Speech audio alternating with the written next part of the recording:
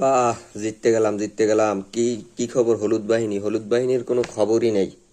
কালকে বাংলাদেশের ম্যাচ যাওয়ার পরে বাংলাদেশের ম্যাচ নিয়ে কথাবার্তা বলতে বলতে হলুদ বাহিনীর কথা ভুলেই গেছিলাম। যারা আমরা হইছে গিয়ে কোনো দলের সাথে খেললেই খেলি, ছোট টিমের সাথে খেলছে, ছোট দল ছোট দল। চিলিও কি ছোট দল আসলে? তো তারপরও আশা আরো বড় ছিল যে 3-4টা গোল হইব। যেই টার্গেট শট হয়েছিল 9টা টার্গেট শট, কিন্তু কাজ হইবে কি? গোল বাইরেছে মাত্র একটা, আর শট হয়েছে 22টা, আর টার্গেট শটই 9টা। আর পজিশন, পাসিং সবকিছুই অসাধারণ ছিল, সবকিছুই এভারেজ, ভালো খেলছে, অসাধারণ খেলছে বলতেই হইব।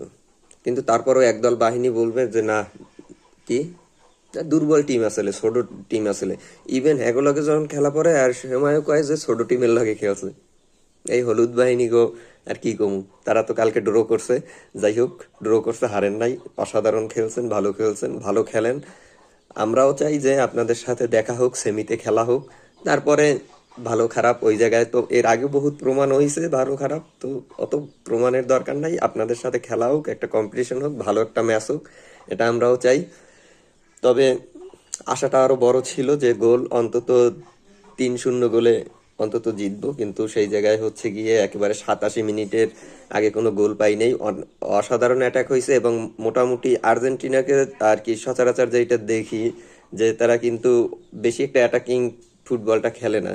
তো ওই ম্যাচটা অনেক অ্যাটাক দেখেছি, এবং শর্ট প্রত্যেকটাই কিন্তু বল ওই রকমের করেনি, বেশি একটা পাসিং করেনি, বল মোটামুটি শর্টের উপরে রেখেছিল। তো ভালো, অসাধারণ বলতেই হবে। কিন্তু দুঃখ লাগে হলুদ বাহিনীর লেগে। এরপরও কইবে কি খারাপ খেলছে, নর্মাল টিমের লগে খেলছে, দুর্বল টিমের লগে খেলছে। আর এই চিলির সাথে এগো পরিসংখ্যান খুঁজলে দেখা যাবে যে লাস্ট 3 ম্যাচে 3 ম্যাচই হারছে। তো যাই হোক, শুভকামনা আপনাদের হলুদ বাহিনী যারা আছেন তাদের জন্য শুভকামনা। কথা বলতে গেলেই ওই যে হলুদ বাহিনীর সামনে চলে আসে। খেলা যাদেরই থাকুক, হলুদ বাহিনীর একটা হাত দেওয়াই লাগবে, যে কারণে ওই হলুদ বাহিনী নিয়ে কথা না বইলে পারি না। তো আপনারাও ভালো খেলেন, আপনাদের সাথে সেমিতে দেখা হোক, তারপরে বোঝা যাবে। তবে যেই কটা গোল মিস হয়েছে খুবই দুঃখজনক। এমন একটা টিম, মানে আর্জেন্টিনার খেলা দেখলে অবশ্যই আপনাকে, আপনি যদি আর্জেন্টিনার ফ্যান হয়ে থাকেন সেক্ষেত্রে হয়েছে গিয়া আপনার হয়েছে গিয়ে ঔষধ পানি নিয়ে বসা লাগবে। যদি প্রেশার বা হার্টের রুগী হন, ঔষধ পানি নিয়ে বসেন, এছাড়া খেলা দেখতে বসেন না। কেননা এতগুলো অ্যাটাক, প্রথম দিকেই কিন্তু গোল পাওয়ার সম্ভাবনা ছিল। 18-20 মিনিটের ভিতরে কিন্তু যেই সুযোগ আসছে, 18-20 মিনিটের ভিতরে কিন্তু গোল পাওয়ার উচিত ছিল, বা গোল পাওয়ার আর কি যোগ্য, বা গোল পাওয়ার মতো খেলা খেলছিল। কিন্তু দুর্ভাগ্যবশত সেই খেলা 87 মিনিটে গিয়ে থামছে, এবং একটা পর্যায়ে মনে হয়েছিল যে মনে হয় না ম্যাচটা উইন হবে, হয়তো বা ড্র, নইলে আর কি হারবো। হারবো এই কারণ হচ্ছে গিয়ে মার্টিনেজ যেই 2টা সেভ দিছে, অসাধারণ সেভ দিছে, যা বলার মতো না। ওইখান দিয়ে গোল বের হইলেও হইতে পারতো, কেননা যেই পজিশনে বল পাইছিল তাতে কিন্তু গোল হওয়ার সম্ভাবনা ছিল। তো তারপরও যা খেলছে অসাধারণ, খেলার কোয়ালিটি ভালো ছিল।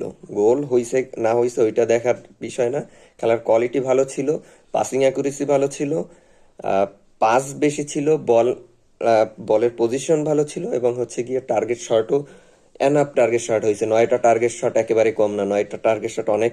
এবং শর্ট 22টা, সেখানে শর্ট হয়েছে 22টা, এবং অসাধারণ অসাধারণ বেশ কিছু শর্ট হয়েছে। তো অ্যাভারেজ আলহামদুলিল্লাহ, উইন হয়েছে এনাফ। ওই যে 7টা দিয়ে আমাদের জেতার টার্গেট না, বা 7টা খাইয়ে হারারও টার্গেট না। আমরা হয়েছে কি ওই যে 1টা 2টা দিয়ে জিতলেই আমরা খুশি। আপনাদের মতো আপনারা তো 7টা 8টা দেন, 7টা 8টা খান, কিন্তু কাম হইবে কি? ম্যাচ তো ডোরই করলেন। যাই হোক, আল্লাহ হাফেজ, ভালো থাকেন। সবুজ বাহিনী, সবুজ বাহিনী নিয়ে তো হলুদ বাহিনী, সবুজ মিলে যাওয়ার কারণ আছে। বাংলাদেশ যে বাস দিছে, তো সবুজ আসবেই।